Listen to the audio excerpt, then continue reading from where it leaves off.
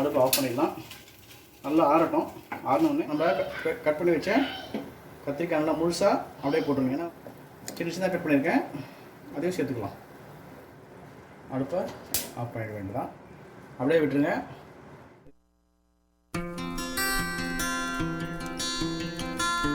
Okay, இந்த குழம்புக்கு நம்ம ஒரு மசாலா ரெடி பண்ண போகிறோம்.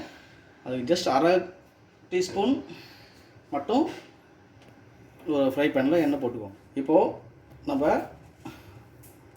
தனியா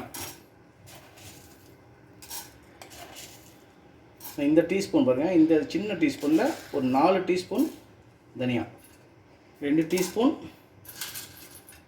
கடலைப்பருப்பு, உடைச்ச உளுந்து, 2 டீஸ்பூன் மிளகு, ஸ்பூன் சீரகம்,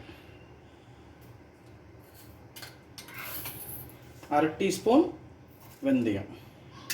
இப்படி வச்சுக்கோங்க. நல்லா இதை ரோஸ்ட் பண்ணிட்டே வரணும். சரிங்களா?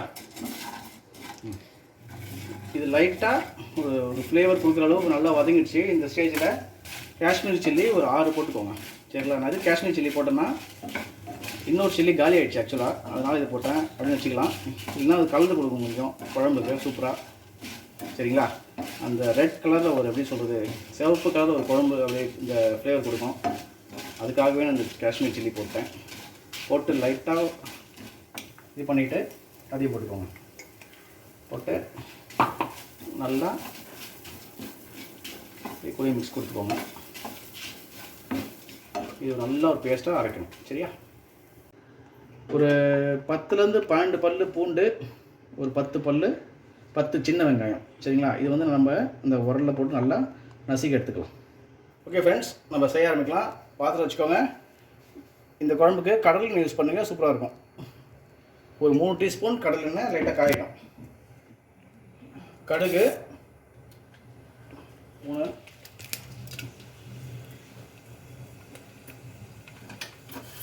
கூடவே வெந்தயம் ஒரு 1/2 டீஸ்பூனு, அப்புறம் நம்ம நசுக்கி வச்ச பூண்டு, சின்ன வெங்காயம் போட்டுட்டு நல்லா அப்படியே எண்ணெயில் இந்த ஃப்ளேவர் வந்து இறங்கணும். கூடவே அது லைட்டாக பொரிஞ்சோடனே ஒரு மீடியம் சைஸ் நார்மல் வெங்காயம் போட்டு நல்லா எண்ணெயில் நல்லா பொரியணும். சரிங்களா?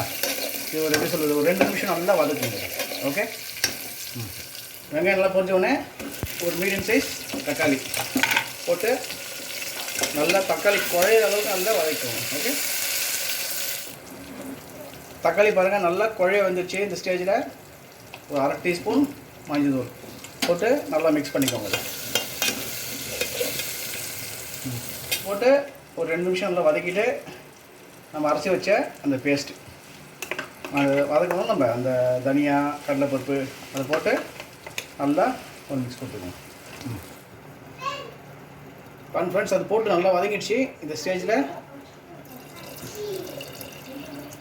ஒரு லெமன் சைஸ் புளி, சரிங்களா, அது நல்லா திக்காக கரைச்சிக்கோங்க. கரைச்சி அதை ஆட் பண்ணிக்கோங்க. திக்னஸ் பார்த்துக்கோங்க, குழம்போட திக்னஸ்ஸு நம்மளுக்கு தேவையான அளவு திக்னஸ் வச்சுக்கோங்க. சரியா? திக்னஸ் பார்த்துக்கோங்க. ஸோ இன்னும் இது நல்லா திக்காக இருக்குது. ஸோ இன்னும் கொஞ்சம் நம்ம தண்ணி ஆட் பண்ணிக்கலாம். ஓகே ஃப்ரெண்ட்ஸ், நான் திக்னஸ் பாருங்கள் இன்னும் கொஞ்சம் லூஸ் ஆக்கிட்டேன். சரிங்களா? ஏன்னா இது ஒரு கொதி விட்டுட்டு நம்ம கத்திரிக்காவும் முருங்காவும் போட போகிறோம். அது போடும்போது இன்னும் கொஞ்சம் திக்காகும். சரியா? அதுக்கு முன்னாடி ஒரு கொதி வரட்டும். நம்ம கொதி வந்தோடனே உப்பு ஆட் பண்ணிடுவோம். குழம்பு நல்லா கொதிக்குது. இந்த ஸ்டேஜில் தேவையான உப்பு போட்டு லைட்டாக ஒரு கொதி வரட்டும். குழம்பு பதவி தான், அதே திக்காகும் கொதிக்க. ஏன்னா நம்ம கத்திரிக்காவும் முருங்காவும் போடணும், இன்னும் போடல. சரிங்களா? உப்பு போட்டு ஒரு கொதி விட்டோம். இந்த ஸ்டேஜில் நம்ம கட் பண்ணி வச்சேன் கத்திரிக்காய் நல்லா முழுசாக அப்படியே போட்டுருங்க. ஏன்னா கத்திரிக்காயெலாம் உடனே வெந்துடும், அதனால நம்ம கடைசியாக போடுறோம். சரிங்களா? கத்திரிக்காய் முழுசாக போட்டுக்கோங்க. அதேமாதிரி முருங்காவும் நல்லா சின்ன சின்னதாக கட் பண்ணியிருக்கேன். ரெகுலராக கட் பண்ணாமல், அது இல்லாமல் சின்ன சின்னதாக கட் பண்ணியிருக்கேன். அதையும் சேர்த்துக்கலாம். சேர்த்துட்டு ஃப்ளேமை மீடியமாக வச்சுக்கோங்க. இது ரெண்டும் நல்லா வேகட்டும். சரிங்களா? ஓகே ஃப்ரெண்ட்ஸ், பாருங்கள் குழம்பு நம்ம தண்ணி நல்லா ஊற்றணும். நல்லா திக்காகிடுச்சு பாருங்கள். இந்த கத்திரிக்காயெலாம் நல்லா வெந்துருச்சு. இந்த ஸ்டேஜில் நம்ம கருவேப்பிலை மேலே அப்படி போட்டு அடுப்பை ஆஃப் பண்ணிட வேண்டியதான். அப்படியே விட்டுருங்க. இதுக்கப்புறம் நம்ம சூடான சாப்பாடுக்கு போட்டு சாப்பிடலாம். ஓகே.